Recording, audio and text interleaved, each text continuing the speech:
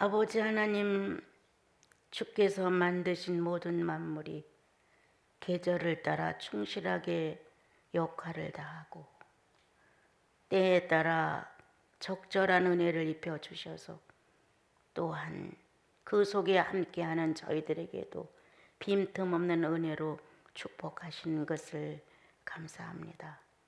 하나님의 거룩한 성령을 우리 안에 축복하사 사람처럼 살아갈 수 있도록 이끌어 주심으로 악했다가도 선한 마음으로 돌아올 수 있고 좌절했다가도 다시 일어날 수 있는 소망이 있고 슬펐다가도 다시 용기를 내어 웃을 수 있도록 축복하시는 것 감사합니다.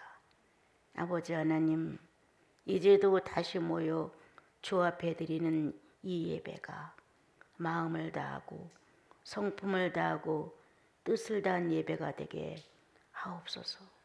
우리의 영과 육체에 분리된 생활이 가끔은 실증나고 부끄럽고 수치스럽지만 성령은 다시 오셔서 영육을 하나로 묶고 주님 앞에 산제물로 내놓을 수 있도록 우리 마음을 이끌어 주시니 실로 아버지만이 자녀들을 사랑하시는 분이신 것을 감사합니다.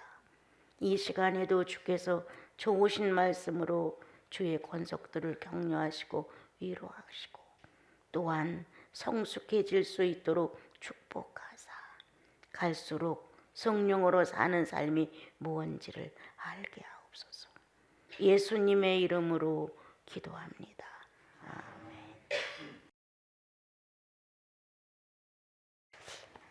우리가 신앙생활을 이렇게 쭉 하다 보면 가끔 남이 나에게 어떤 상처를 내서 딱지가 있든지 내가 남에게 상처를 내서 딱지를 안겨주든지 큰 것도 아닌 어떠한 자잘구레한 사건을 통해서도 그렇게 서로가 서로의 마음에 맞지 않는 말들을 주고받으면서 어려움을 겪게 되는 수가 있습니다. 예수인들의 특징은 이러한 상처를 남에게 너 때문이라는 말로 남에게 핑계를 대는 게 아니라 내가 나에게 상처를 입힌 것이고 또 내가 상대에게 상처를 입힌 것이에요. 그래서 나라는 사람으로 이를 정리해가는 것이 예수의 법도의 하나입니다. 예수 그리스도는 한 번도 죄를 짓지 아니하셨는데 아담이 범죄함을 인해서 다 내 거야, 내가 담당하겠어 하고 인류의 모든 죄를 당신의 안으로 끌어들이셨습니다. 우리는 거기서 탄생됐습니다. 우리의 신앙의 원뿌리는 모든 것은 내 잘못이야, 내가 책임을 질게, 이렇게 예수 그리스도가 인류의 해결할 수 없는 이 죄의 무서움을 해결해 놓으신 그 안에서 우리가 출생을 했습니다. 그래서 본질적으로 우리 안에는 내 잘못이야, 내가 조금만 훌륭했어도 이렇게 됐겠어, 내가 조금 더 너그러웠으면 이렇게 됐겠어, 내가 조금 더 겸손했으면 이렇게 됐겠어, 뭔가 미성숙한 자신을 놓고 나 때문이야, 그래서 나는 나에게 상처를 주며 동시에 당신에게도 내가 상처를 주는 거야. 이렇게 예수 그리스도의 근본에서 출생된 우리는 어떤 사건의 문제가 벌어지면 인색한 나, 본질적으로 죄로부터 탄생된 나는 모든 상황을 남에게 전가를 시키지, 나야 이렇게 대담하게 내가 죄를 졌어, 나 때문이야, 이러한 자신을 고백해 본 적이 거의 없습니다. 그런데 예수님을 믿고 나면 예수 그리스도의 본질은 나 때문이야, 내가 책임질게, 모든 건 내가 해결해, 이렇게 하나님이신 예수 그리스도는 우리의 죄를 그렇게 또 맡으셨습니다. 그래서 우리는 꽤나 뭔가를 그로부터 막 얻어내고 가져가야 될 어떤 막중한 의미가 있는 것처럼 기도를 하면서도 줘야 됩니다, 주셔야 됩니다, 주셔야 되겠습니다, 이런 식으로 아주 망령된 마음을 가지고 요구를 하게 됩니다. 하나님은 엄청난 빚쟁이가 되어서 막 그들이 막 뜯어가도 꼼짝도 못하는 상황을 만든 것처럼 이러한 우리들의 신앙의 모습은 사생활 중에 충분히 있습니다. 하나님을 상대로 놓고 하는 게 아니라 사람을 상대로 놓고 네가 5cm 갔어, 난 10cm 갈 거야. 네가 나한테 그렇게 해서 나는 이렇게 할 거야. 이렇게 우리는 우리들의 사생활 속에서도 서로가 살아가는 삶의 표현 중에서도 그런 마음을 먹을 때가 참 많습니다. 내가 너에게 5를, 그럼 너는 나에게 10을 줘야 되지 않아? 이런 식의 마음. 내가 너에게 3을, 너는 적어도 5를 나에게 줘야 되지 않아? 이런. 또 조금 더 너그럽다면 내가 5를 줬으니 너도 나한테 5를 줘. 율법 기준이죠. 예. 내가 너에게 3을 줬으니까 너도 적어도 3은 줘야 되지 않아? 그대로 갚는 거죠. 그런데 예수의 계산법은 내가 너를 5개를 줬어도 너는 나에게 하나만 줘도 괜찮아. 이런 마음이 있다는 거예요. 이게 현실로 다 등장은 못했다 할지라도 마음 안에 늘 이와 같은 인격의 계산법이 존재한다면 어떤 상황이 왔을 때 악해지진 않는다는 거예요. 그 상황 속에 타사는 말 한마디를 안 지려고 전쟁을 일으키는 거예요. 우리들의 이 타산의 비인격은 어떤 자그마한 사건 하나도 나는 그렇지 않아 라는 변명을 해서 상대에게 자기의 어떤 우수한 것을 인식시키고 싶어 하는 거예요. 이렇게 살아가는 우리들의 이 무질서한 비인격들의 생활은 성령이 너무 피곤하시다. 예. 좀 더 성숙하고 좀 더 성장하기를 기대하는 성령의 소원과는 달리 우리는 평범한 생활 속에서는 다 괜찮아. 다 예수인 같아. 그런데 실제의 자기 사건 속에 이루어져야 될 앞에 와서는 전혀 다른 사람이 되는 거예요. 이래서 우리는 내 자체가 3절을 통해서 상처를 받는다고 자꾸 말하는데 난 아니라고 생각해요. 본인 안에 상처를 내는 거예요. 자기가 성숙하지 못해서, 자기가 너그럽지 못해서, 자기가 희생하지 않아서, 자기가 겸손하지 않으니까 말 한마디도 안 지려고 하는 거거든요. 자기가 자기에게 상처를 주면서도 우리는 너 때문에 내가 상처를 받았다는 거예요. 그리고 그러한 사건만 일어나면 그 상처를 되풀이해서 자기 마음에다 크게 확대를 하는 거예요. 그러다 보니까 상처의 자국은 늘 그 사람을 유감으로 여기죠. 너는 그런 사람, 너는 나한테 이렇게 했잖아, 너는 그렇게 행동했어. 이렇게 상대를 이미 내 안에서 아주 자기 편에다가 정리를 해버렸어요. 나는 예수 믿고 그래서는 안 된다는 말을 하지만 이게 무슨 효과가 있겠는가?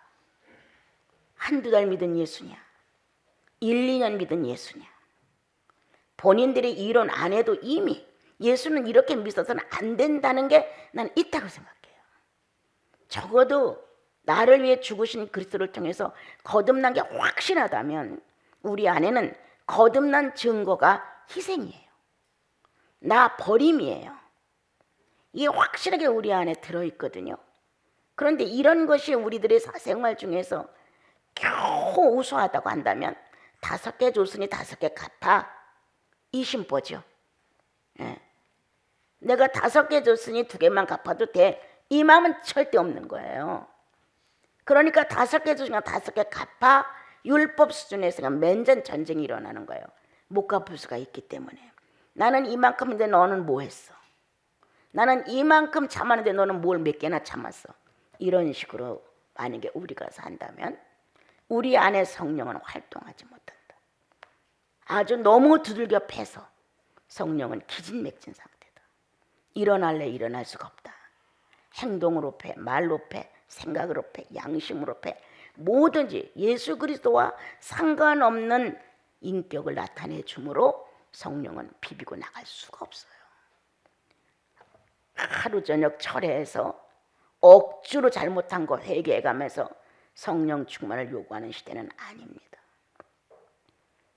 우리는 예수 그리스도를 무식하게 배웠어요.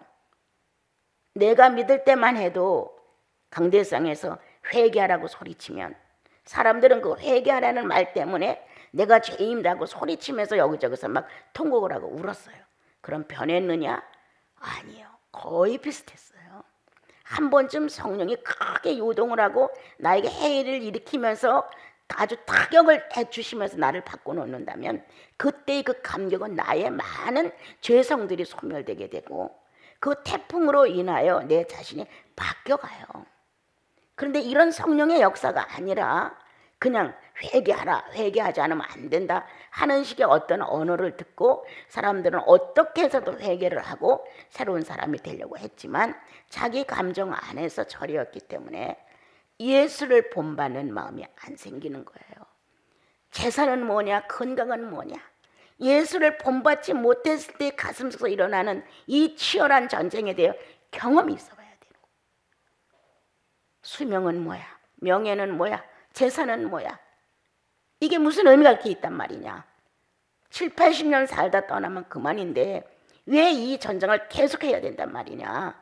이건 아무것도 아니다. 정말 중요한 건 영생의 소중성을 알았어? 굶어 죽게 됐냐? 굶어 죽는다 할지라도 자꾸 물질로 싸워서는 안 된다는 거야.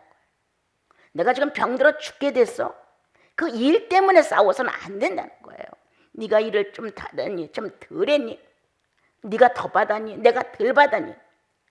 이거 영생을 아는 사람들로서는 이게 얼마나 예수를 지치게 만들어요. 얼마나 성령님을 피곤케 만들어요. 이젠 일어날 수도 없는 거예요. 성령이 이 안에서.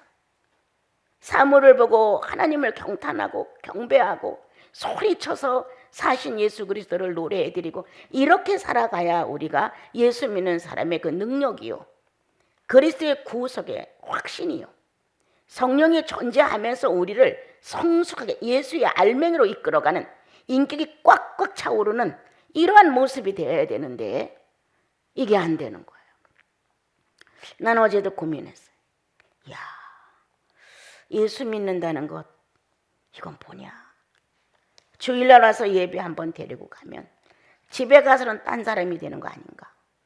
정말 자기들의 사생활 속에서 주님과 짝꿍이 되어서 마음을 나누고 지성을 나누고 감성을 나누고 의지를 나누고 그리고 뭔가 그분의 실존 속에서 내가 내 자신을 예쁘게 보이고 싶고 거룩하게 보이고 싶고 그리고 진실하게 보이고 싶고 내가 그분의 사랑을 받는 사람으로서 나도 그분을 어떻게 하면 사랑해 드릴까가 자기 생활에 젖어가는 거예요. 사람들 속에서 막 이렇게 욱자직걸 할 때는 조금은 아니지만 혼자 있을 때는 푹 젖어가는 거 아니에요. 마음껏 그분을 얘기할 수 있고 마음껏 찬양할 수 있고 막 성경 하나를 줄줄 다 꿰 수도 있어요. 주님이 이렇게 해서 이렇게 하시고 이렇게 해서 이렇게 하시고 이렇게 하시고 세례받을 때 하나님의 음성이 들렸고 주님이 제자들을 만나 이렇게 하시고 성경 하나를 다 꿰는 거 주님 앞에서. 그게 기도예요. 그리고 주님은 이렇게 돌아가시고 부활하시고 다시 오시마 약속하시고 성령을 보내시고 이런 거 주님의 탄생부터 쭉 혼자 주님 앞에서 중얼거리다가 보면 나를 잊어버려요. 나 어디 있는지 모르겠는 거예요. 거기 도취되어서 그리고 그렇게 성경을 내 안에서 되풀이해서 읽으면서 주님 그때 기분은 어떠셨어요? 한대든가 그때 그 모습 속에서 그들의 모습이 참 연약해 보였죠. 얘기를 하면서 그렇게 하다 보면 성경 속에 내가 되는 거예요. 예. 그럼 그냥 그거는 바로 기도예요. 그래서 예수인은 특별한 기도가 따로 있지 않아요. 예수 그리스도를 만났어.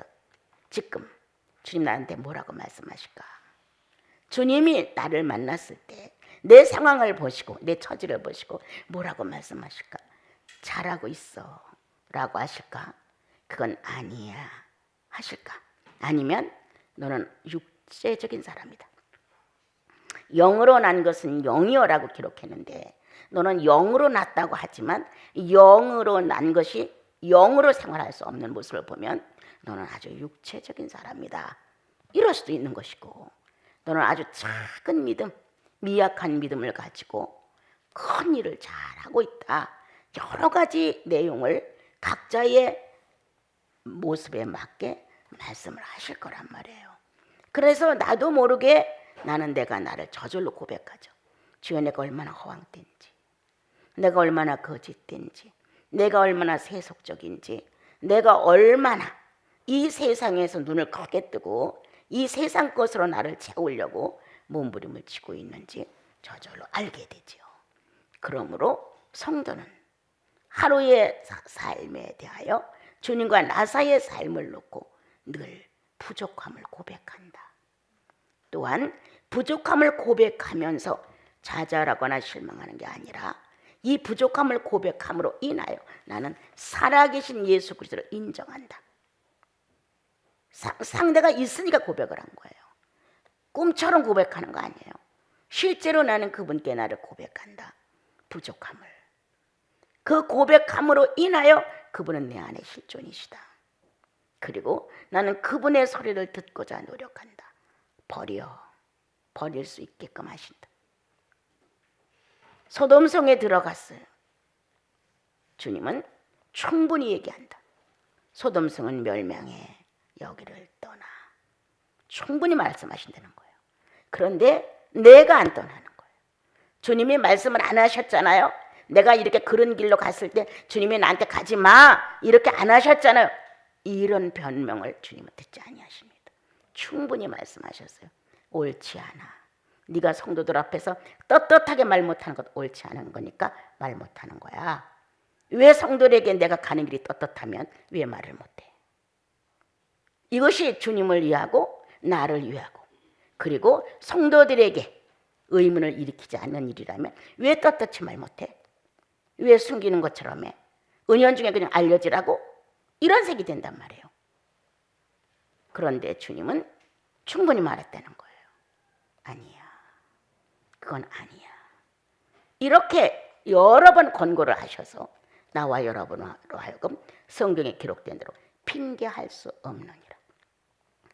성경이 그렇게 되어 있어요. 핑계할 수 없느니라. 나는 우리가 살아가면서 늘 이대로 머물러면 안 된다. 좀 더 성숙해야 한다. 좀 더 성장해야 한다. 그리스도의 마음을 알아내야 된다. 옳지 않은 건 하지 말아야 된다. 그걸 얻어가지고 뭐 할 거냐. 금덩어리 하나 요구해서 얻은들 뭐 할 거냐. 100년을 살기를 기도해서 100년 살아봤자 뭐 할 거냐. 명예를 얻어보고 모든 사람들 다 칭송을 해. 그런들 뭐 할 거냐. 인간이 가지고 누리고 찾고 자랑하려고 하는 것들은 순간이다. 우리는 영생이 확실한 사람들이라면 영생에 근거한 나와 여러분의 현실을 만들어 가야 자손들에게도 그걸 보여준다. 그런데 예수 그리스도가 나오지 않은 삶을 살면 자손들이 정지가 된다.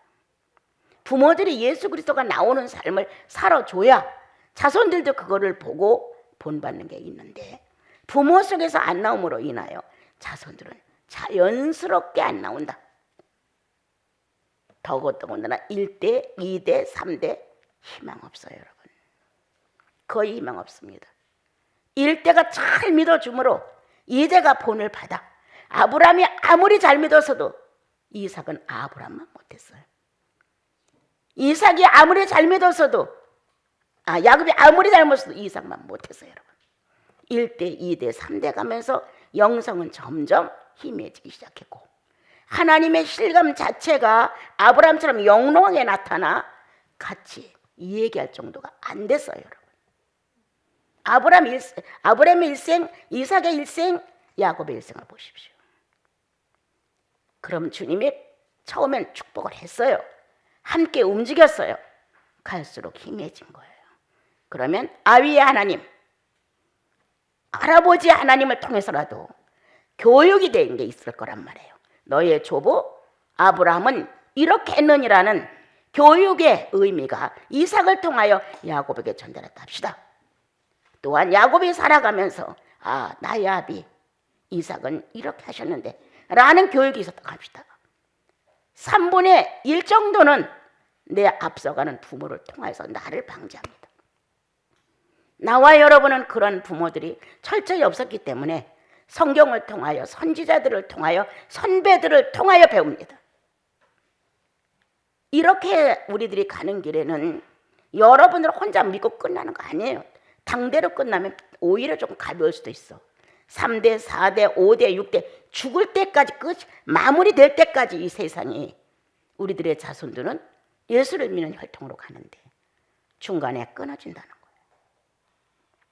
왜? 그만한 그리스도를 정말 아브라함처럼 하나님을 생존 세계에서 친구가 될 만큼 완벽한 교제를 했느냐? 안 됐단 말이에요. 예. 우리들은 2000년 전 성령시대가 이렇게 크게 활동했던 그때의 성령시대, 지금 성령시대 비교도 안 되는 거예요. 세월이 갈수록 퇴색되고 세월이 갈수록 오물이 끼고 세월이 갈수록 예수 없는 예수를 막 던지는 거예요. 고난 없는 예수를, 희생 없는 예수를, 성령과 결합하여 내가 얼마나 악하고 죄인이었음을 통곡하며 하나님을 부르짖는 예수가 없다는 거예요. 지금 뭘 유전시켜 줄 겁니까? 우리는 시대에 맞는 예수, 거짓말해도 괜찮고 화려해도 괜찮고 아무렇게나 살아도 괜찮고 내 유익을 위해서라면 괜찮은 것. 이렇게 예수를 우리가 믿으면 우리의 자손들 기대하기 어렵다. 자녀들이 잘못됐을 때 옳지 않다고 따끔하게 침 한 번은 놔줘야 생각할 기회가 있지 않겠냐. 뭔가 예수의 침을 한번 놔주면서 이것은 합당한 일이 아니다 라는 어떤 권고 정도는 해줘야 아 그러한가 라고 한 번쯤 주사바늘 들어감으로 그가 조금은 있게 되면 성령이 거기다 축복을 해주죠. 예. 다시 한번 예수 그리스도가 직접 그 구원받은 자라면 또 한 번 침을 놔주죠. 그러면 아주 내가 꽉 끌어안았던 걸지라도 서서히 풀어지죠. 예, 아니로구나, 아니로구나, 아니로구나. 그래서 성령의 침이 이걸 바꿔놔줘요. 이렇게 바꿔놔주는 삶을 살아가는 게 선배들이고 부모들이에요. 그러면 자손들도 아무것도 모르고 경험도 부족해서 자기만이 신앙이 좋은 것처럼 날뛰었다가 세월이 가면서 자기가 부딪힌 현실을 보니 부모와 다를 바가 없어. 어떻게 보면 자기들이 더 못 믿어 예수를. 그러니까 마음에서 살풋이 엄마가 믿는 예수, 아버지가 믿는 예수가 옳았다 라는 인식이 들어오는 거예요. 그래서 뒤늦게 나이 먹어서 이제 그들이 참작을 해가면서 바르게 예수를 믿어 보려고 하는 마음이 생기는 거예요. 그렇게라도 됐으면 난 참 좋겠다. 그런데 아닌 거야. 나 잘났어. 내 판단이 옳아. 내가 적어도 추진하고 생각하는 건 그래도 남들이 따라오지 못해. 나는 월등해. 이렇게 자기가 하고 있는 거는 괜찮다고 붙드는 거예요. 성령이 없는 삶을 살면서도 그게 예수 믿는 것 같은 거예요. 자손들은 예수 없는 부모를 통하여 무엇을 배울까? 성령 역사가 정지된 부모를 통하여 무엇을 얻어낼까? 한 마귀가 나가면 5마귀가 7마귀가 들어갈 정도로 이미 예수 믿는다고 하는 것은 너울은 있지만 내용이 차 있지 않으므로 인해 필요한 때마다 자기를 바꿔 이렇게 살아가는 부모를 놓고 자식들은 어디서 그리스도를 발견할 수 있을까? 처음에 젊은 자식들은 부모들이 하는 말이 위선 같고 아닌 것 같고 뭔가 타당성이 없는 것 같고 이렇게 느낄 수 있어요, 여러분. 그러나 세월이 가면 아니에요. 현실을 만난 상황을 봤을 때 어쩔 수 없는 상황이 많았었구나라고 자식들도 그 경지에서 터득을 하게 되는 거예요. 그러면서 좀 더 이렇게 예수님을 믿어가면 좋겠다. 좀 더 이렇게 예수님을 믿어가면 좋겠다고 각자가 자기의 능력만큼 지혜를 얻어서 예수를 바로 믿어가는 거예요. 20년 전의 예수가 지금 20년 후에 나 한번 돌아봐라. 정말 예수가 나 실감있느냐? 20년 동안 성숙해진 그리스도의 인격이 내 가슴에 빛처럼 밝아지느냐? 사건을 만나면 서슴지 않고 예수가 나오느냐? 이렇게 된다면 20년 동안 우리는 성숙했다는 거예요. 그런데 20년 전에 내 모습 그 꼴 그대로 지금도 여전히 문제만 만나면 자아로 자기를 포장해버리는 거예요. 싹 평품을 까는 거예요. 이렇게 살아가는 게 나라면 나와 여러분들 속의 영생은 너무 낡았다. 예수를 마음껏 외쳐보지도 못한 채 늙어버린다. 왜 그렇게 살까? 나한테 필요한 것만 채워주는 하나님으로 결국 끌어다 놓고 이제 나는 하나님이 없어도 괜찮고 또 이제 그렇게 필요를 느끼지도 못하고 하니까 적당하게 살아보자 이건가요? 결코 그럴 수 없는 일.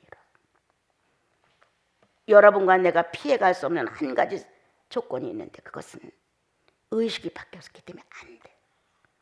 예수 믿는 사람은 죄인의 의식이 아니에요. 예수 믿는 사람은 의인의 의식이에요. 이거 바꿀 수 없어요. 예수 믿는 사람은 성령의 의식이 나를 주관하고 있어요. 언젠가는 돌이키는 거예요. 탕자처럼 다 탕진하고 돌아왔어도 돌이키는 거예요. 하나도 남은 게 없이 죄인의 한 사람으로 돌아왔어요.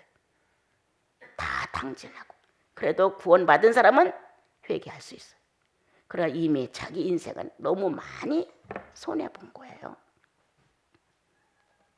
오늘 주님은 나와 여러분에게 하나님께로부터 난 자마다 죄를 짓지 아니한다. 바뀌었기 때문에 죄를 붙들고 살 수가 없어요. 죄를 안 짓는다 이 말 절대 아니에요, 여러분. 우리는 연약해. 연약한 것만큼 육체적인 사람들이에요. 성숙하고 성장하는 것만큼 성령의 사람인 거예요. 우리가 그리스도를 구주로 받아들이고 그 안에서 바르게 아픔이 올지라도 슬픔이 올지라도 그렇게 된다 할지라도 우리 안에 아주 정확한 지침이 있어요. 하나님의 성령의 지침이. 그래서 우리들의 의식은 다시 되돌리지 못해요. 하나님을 구주로 모시고 아버지라고 부르는 이 인식은 내 속에 충만히 들어있어요. 그런데 이거를 배제하고 육체적인 나로 나를 자꾸 이끌고 가는 거예요. 그렇게 하면 잘 될 것 같아. 그렇게 하면 잘 돼. 그러면 좋아. 그러면 그렇게 될 수 있어. 이렇게 유혹이 내 마음을 이끌어 가다 보면 이제 우리는 중간탱이가 되는 거예요. 의인의 인격도 아니요. 의인의 의식도 아니야. 죄인의 완벽한 의식도 아니야. 죄인의 인격도 아니야. 이건 중간치가 되어서 혼혈아가 되어가는 거예요. 주님은 토해버리고 싶다.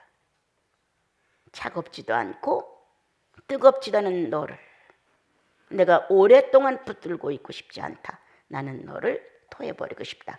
간신 갖지 않겠다. 끝이에요.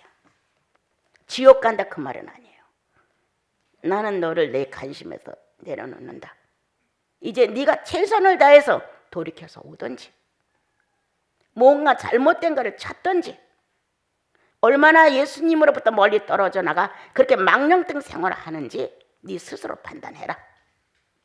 이렇게 가르쳐주는 거예요. 그럼 우리 안에 새로운 의식이 존재했기 때문에 다시 그 의식으로 돌아가는 거예요. 이렇게 우리들 안에는 변할 수 없는 완벽한 의인의 의식이 존재하기 때문에 그분을 통하여 살고자 하는 의미가 깔려 있어요.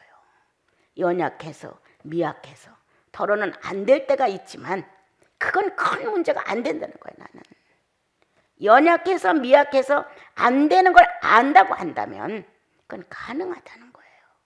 왜? 우리는 성령 안에서 기도할 수 있으니까.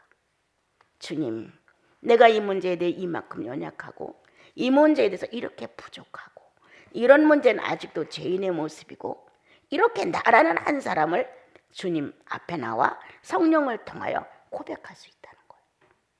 그러면 성령은 내 연약함을 도와. 그래, 그게 큰 약점이지. 성령이 역사할 수 없지. 이렇게 내 연약함을 도와 나로 하여금 정상적인 나를 찾을 수 있도록 나를 축복해 주시는 거예요. 그런데 그렇지 아니하면 우리들은 중간 상태에서 의인의 모습도 아니요 죄인의 모습도 아니요 어떤 주관을 가지고 살아가는지 도대체 알 수가 없어요. 그럼 토해버리고 싶다는 거예요.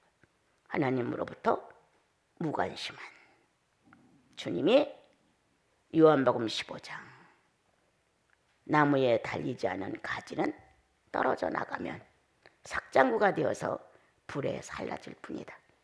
나한테 붙어 있어야 진액이 오르내리고 영양분이 오르내리고 수분이 오르내리면서 한 나무의 모습을 지닐 수 있지. 그렇지 않으면 잘라진 것이다. 무관심. 주님으로부터의 어떤 영향을 받을 수 없는 상태예요. 그건 바로 카인과 같은 상태. 구약은, 신약은 탕자 같은 상태다. 신약은 구원이 확실했기 때문에 돌아올 수 있었다는 것. 그러나 구약은 생명만 보존을 받는 걸로 끝난 거예요. 확실하게 돌아와 여호와를 자기 하나님으로 삼고 자기의 그 어떤 것들에 대하여 해결이 되지 않았습니다. 오늘 나와 여러분 예수 그리스도를 구원해 주러 모신 거 확실하다면 우리 안에는 하나님의 씨가 들었습니다. 성서적으로 그냥 한다면 진리가 들었다는 겁니다. 말씀을 들을 때 예수를 통하여 거듭났다는 겁니다. 말씀이 씨가 되어서 우리 안에 존재한다는 거예요. 그래서 말씀을 들음으로 그 씨는 활발히 역사할 수 있다는 거예요. 또한 예수 그리스도를 구주로 모심으로 인하여 성령이 새로운 생명으로 우리 안에 존재했다는 거예요. 그래서 나와 여러분 안에는 하나의 씨가 들었는데 예수의 생명이 들어왔다는 거예요. 죽지 않는, 다시는 지옥을 갈 수 없는 이렇게 새로운 생명 하나가 이 안에 들어와 하나님이라는 분의 것, 성자 예수 분의 것, 성령이라는 분의 것에 대하여 소개가 되면 그 씨는 그걸 받아서 엄청난 에너지를 만들어 성장한다는 거예요. 성숙해진다는 거예요. 엄청난 발달을 본다는 거예요.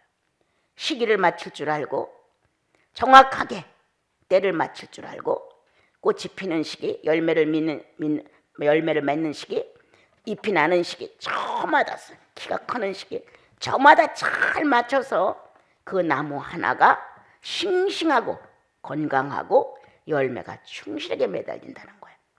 그러므로 인하여 우리 안에는 예수 그리스도로 충만해지는 목표가 있다.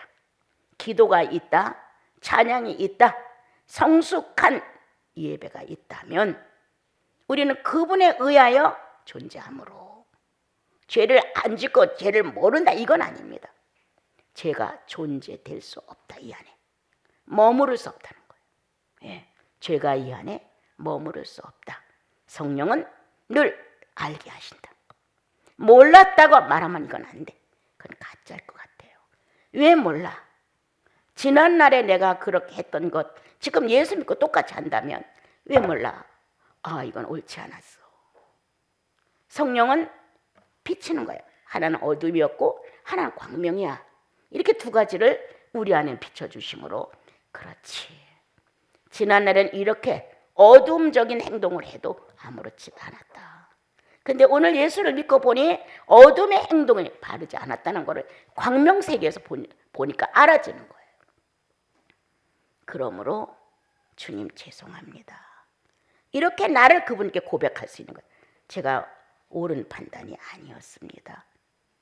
다시 한번 저도 고민하고 정리를 잘 해보겠습니다. 이렇게 뭔가 자기가 가지고 있는 이것이 현재 행동하고 있는 이것이 아니면 품고 있는 이것이 계획한 그것이 아니라면 다시 돌이킬 수 있는 것. 그게 의인의 의식이라는 거예요. 성령의 인식이라는 거예요. 우리 안에. 이게 존재함으로 인하여 죄는 우리 안에 머무를 수 없다. 내가 옳다고 붙들은 것을 삼자들이 아니라고 하면 처음에 반발난다. 싫다.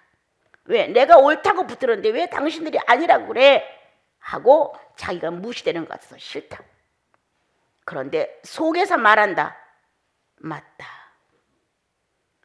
많은 사람들이 성도들이 말하는 게 옳다. 맞다. 그런데도 맞습니다. 나 이거 버립니다. 이렇게 빨리 안 나오는 것은 자기가 무너지는 것 같은 거예요.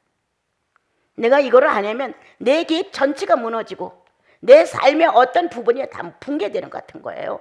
나라는 존재는 이제 의미가 없는 것 같은 거예요. 그래서 안 놓고 싶은 거예요. 그래서 죄를 붙들고 있어요. 우리는. 내가 망하는 것 같은 거예요. 내가 완전히 무너지고 붕괴되어서 나라는 존재는 다시 일어나서 어떤 계획을 해서 다시 살아갈 것 같지 않은 거예요. 이게 죄인의 의식이다. 그러나 성령은 그렇지 않다. 말끔히 죽었다. 깨끗하게 죽었다. 확인까지 했다. 예수가 죽었다고. 그리고 무덤에 갖다 넣었다.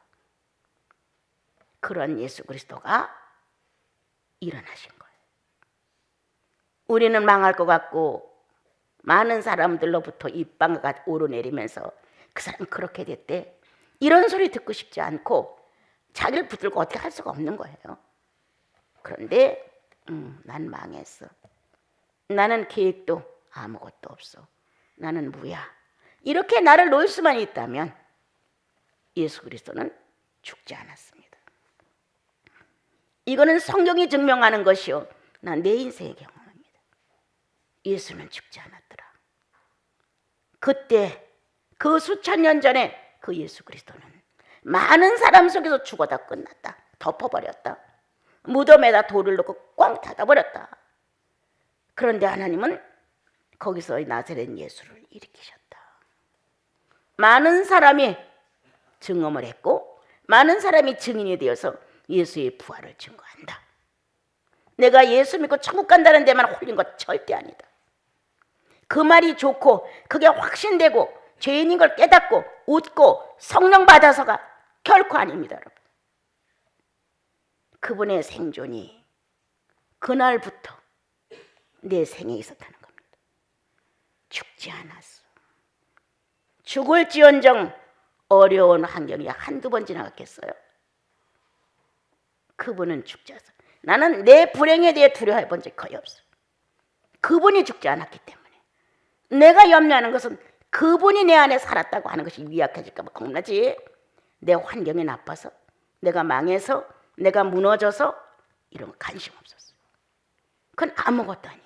윤 선생 망했대 이런 말이 한두 번 돌았겠어요. 학원 하던 데서. 나가서 다 문 닫아 버렸으니까. 그런 게 무슨 문제예요. 그분은 살았어. 모든 사람 의식 속에 죽었어. 그분은. 그런데 그분은 살은 거예요. 여러분. 예수. 너무 자랑스러운 예수. 내 의식 속에 예수가 죽을 수 있었다는 거예요. 그런데 죽을 수 없는 그분에게 영생이에요. 죽을 수 없었다는 거예요.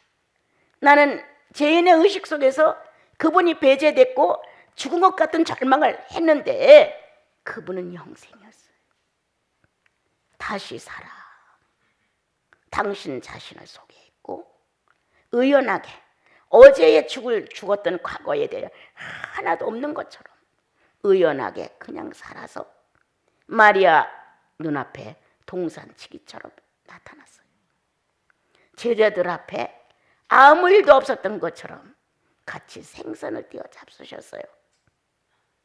이 예수 어떻게 놓칠 수 있단 말이냐. 어떻게 이 예수를 버리고 현실 감각에만 뛰어나게 살 수 있단 말이냐.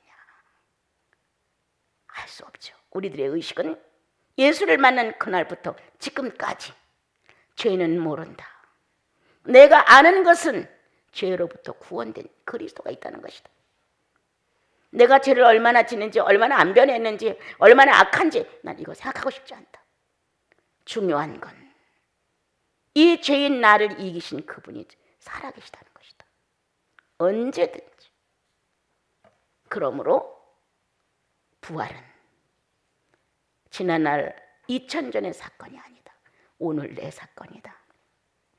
하나님에 대한, 성령에 대한, 나사렛 예수에 대한 의식이 이렇게 불분명하게 죽은 것 같은 느낌, 현실 감각에만 예민해지고 명롱해지고 발달되고 그런 것 같은 나다. 그런데 주님은 아니시다. 나 안 죽었어. 주님의 의식은 안 죽으신 모습으로 나와 여러분 영혼 속에 다시 일어납니다. 죄를 하나님께로부터 난 자마다 죄를 짓지 아니한다. 스스로 만약에 죄를 선택했다 할지라도 그리스도의 부활의 의식은 일어난다. 그리고 알려주신다.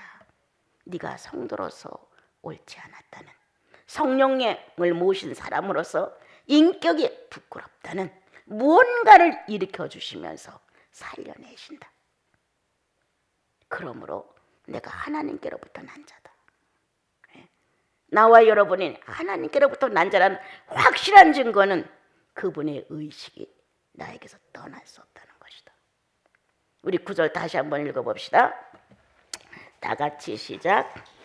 죄를 짓는 자는 9절 하나님께로부터 난 자마다 죄를 짓지 아니하나니 이는 하나님의 씨가 그의 속에 거하며 그도 범죄하지 못하는 것은 하나님께로부터 나왔습니다. 예수 그리스도가 똑같은 사람으로서 한 생을 살면서 자기 자신을 깨끗하게 보존, 100% 하나님 신성 그대로를 보존할 수 있었던 것은 그도 죄를 거부했기 때문이다.